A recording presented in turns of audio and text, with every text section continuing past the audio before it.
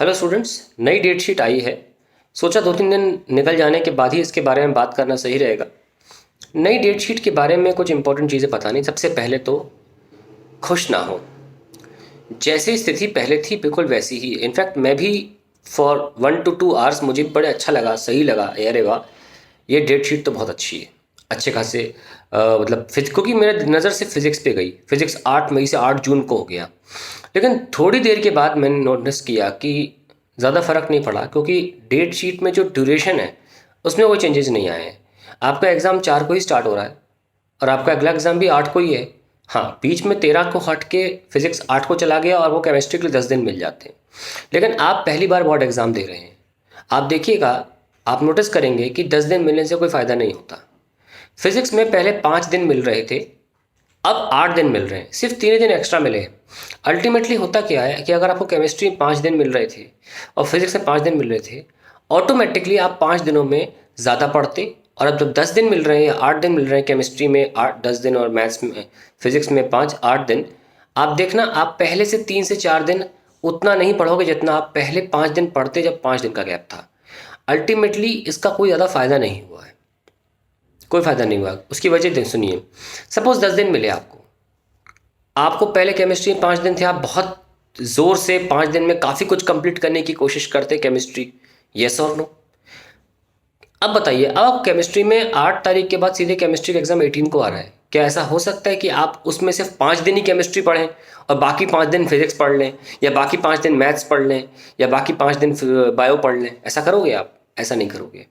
आप पूरे 10 दिन केमिस्ट्री ही पढ़ोगे इन एनी केस।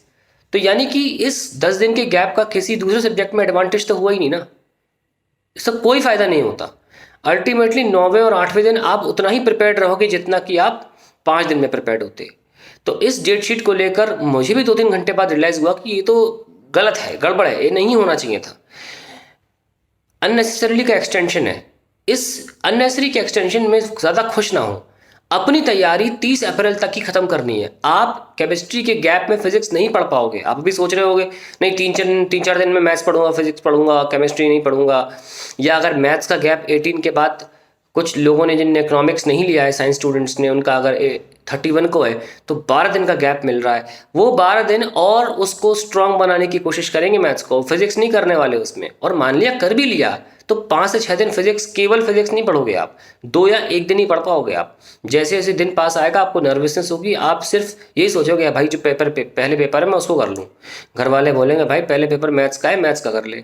ये लंबे लंबे गैप्स में दूसरे सब्जेक्ट की इंक्लूजन नहीं हो पाती। हमें लगता है कि हम कर लेंगे। हाँ, एक संभावना है, अगर आप 30 तक इतने अच्छी तरीके से केमिस्ट्री, मैथ्स, ऐसे 2 सब्जेक्ट खासतौर से प्रिपेयर कर ले, तब आप फिजिक्स को, क्योंकि फिजिक्स सबसे लास्ट में है, तब आप फिजिक्स को केमिस्ट्री के 2 दिन या मैथ्स के 3 दिन दे सकते हैं। क्या मतलब जो गैप्स के 3 या 2 दिन फिजिक्स को दे सकते हैं। तो 30 तक प्रिपेयर करने की कोशिश करिए। अभी भी आपका 30th of April is the most important final date, और उसको 53 डेज बाकी हैं कंप्लीट होने में। तो अपने टाइम टेबल में कोई चेंजेस मत करिए, अपनी प्रिपरेशन में कोई चेंजेस मत करिए। डेट शीट आपको धोखा दे सकती है। ऐसा, इसका मतलब बिल्कुल भी ये नहीं है कि आपको पढ़ाई आराम से करनी है, कुछ भी फ़र्क नहीं हुआ है। आप दूसरे सब्जेक्ट के एग्जाम के दौरान फिजिक्स नहीं पढ़ पाओगे। मैं फिजिक्स इसलिए बोल रहा हूँ कि लास्ट में फिजिक्स है, और इनफैक्ट आप मैथ्स भी नहीं कर पाओगे, क्योंकि आप ये सोचोगे मैथ्स में तो 13 दिन है, क्या करना, अकेले केमिस्ट्री कर लो, तो उसका ज़्यादा फ़ायदा नहीं होता है। और इनफैक्ट आप ज़्यादा रिलैक्स भी हो जाते हो। जिस एनर्जी से आप पहले 5 दिन पढ़ोगे, अगर 5 दिन का ही गैप होता, आप उसी एनर्जी को डिवाइड या 10 डेज में कन्वर्ट कर लोगे आप। अल्टीमेटली आपकी वो एनर्जी नहीं रहेगी 10 दिनों में। इसलिए मेरा अपना एक कहना है कि एडवाइस यही है कि आप 30th अप्रैल को मोस्ट इंपॉर्टेंट डेट माने और उसी के अकॉर्डिंग तैयारी करें। इस पचड़े में, ट्रैप में ना फंसे नई डेट शीट के लेकर। चलिए।